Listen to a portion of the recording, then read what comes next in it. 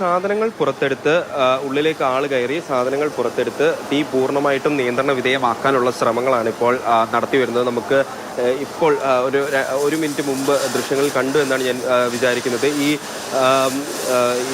മറ്റേ ഈ നമ്മുടെ ഫയർഫോഴ്സിൻ്റെ സംഘാംഗങ്ങൾ അതിനായിട്ടുള്ള പ്രത്യേകം സ്യൂട്ട് ധരിച്ചുകൊണ്ട് ഉള്ളിലേക്ക് കടന്നിട്ടുണ്ട്. അതായത് ഈ സാധനങ്ങൾ ഓരോന്നും പുറത്തെടുക്കുന്നതിൻ്റെ അനുസരിച്ചിട്ട് ഉള്ളിൽ നിന്നും പുക ഉയരുന്നുണ്ട്. അപ്പോൾ ആ ഉയരുന്ന പുക പൂർണ്ണമായിട്ടും നിയന്ത്രണ വിധേയമാക്കാനുണ്ട്. എങ്കിൽ മാത്രമാണ് ഈ ആശങ്ക പൂർണ്ണമായിട്ടും ഒഴിയുകയുള്ളൂ. ആശങ്കപ്പെടേണ്ട സാഹചര്യം നിലവിൽ അവർ നിയന്ത്രണ വിധേയമാക്കിയിട്ടുണ്ട്. എന്നാലും ആശങ്ക പൂർണ്ണമായിട്ടും ഒഴിയണമെങ്കിൽ ഈ സാധനം പൂർണ്ണമായിട്ടും പുറത്തെടുത്ത് മാറ്റേണ്ടിയിരിക്കുന്നു. അതാണ് ഇപ്പോൾ നടത്തി വരുന്നത്. അപ്പോൾ ഈ ഉള്ളിലേക്ക് ഫയർഫോഴ്സ് അംഗങ്ങൾ കടന്നു പോയിക്കൊണ്ടിരിക്കുകയാണ്. ഫയർഫോഴ്സ് കടന്നുപോയി സാധനങ്ങൾ പുറത്തേക്ക് എടുക്കുന്ന ഒരു പ്രവർത്തനം ആരംഭിച്ചിട്ടുണ്ട്. എന്നിട്ട് ആ ഉള്ളിലുള്ള ഉയരുന്ന പുക പൂർണ്ണമായിട്ടും അടക്കേണ്ടതുണ്ട്.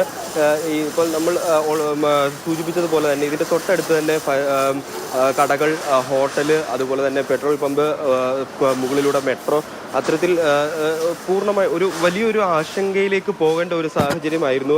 കൃത്യമായ ഇടപെടലുകൾ അല്ലെങ്കിൽ രാഗിൻ സൂചിപ്പിച്ചതുപോലെ തന്നെ ഈ റോഡ് വളരെ വേഗത്തിൽ ഈ തീ പിടിച്ച സ്ഥാപനത്തിന് മുന്നിലേക്ക് തന്നെ അവരുടെ എല്ലാ വണ്ടിയും എത്തത്തക്ക രീതിയിൽ വഴിയുണ്ടായിരുന്നത് അവർക്ക് ഗുണകരമായി.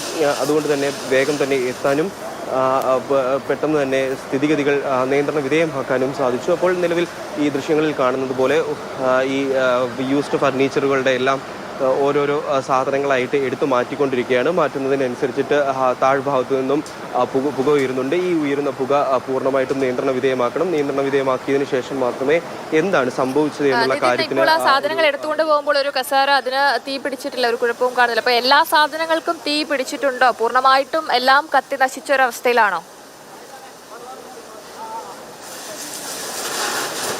പൂർണ്ണമായിട്ടും എല്ലാം കത്തി നശിച്ച അവസ്ഥയിൽ തന്നെയാണ്. ഒരുപക്ഷെ ഈ ഉള്ളിലേക്ക് അകപ്പെട്ടു പോകുന്നത്, അതായത് ഞാൻ മുമ്പ് സൂചിപ്പിച്ചതുപോലെ തന്നെ തിങ്ങി നിറഞ്ഞ സാധനമുണ്ട്. അപ്പോൾ അത്തരത്തിൽ തിങ്ങി നിറഞ്ഞ സാധനം ഉള്ളത് കൊണ്ട് തന്നെ ഒരുപക്ഷെ ഉള്ളിലുള്ള സാധനങ്ങൾക്ക് ഒരുപക്ഷെ തീ പിടിച്ചിട്ടുണ്ടാവില്ല, അല്ലെങ്കിൽ അടിഭാഗത്തൊക്കെ കിടക്കുന്നതിന് ഒരുപക്ഷെ തീ പിടിച്ചിട്ടുണ്ടാവില്ല. അങ്ങനെയുള്ള സാഹചര്യങ്ങളേ ഉള്ളൂ. അത് ഒഴിച്ചു നിർത്തിയാൽ കട പൂർണ്ണമായിട്ടും കത്തിയിട്ടുണ്ട്.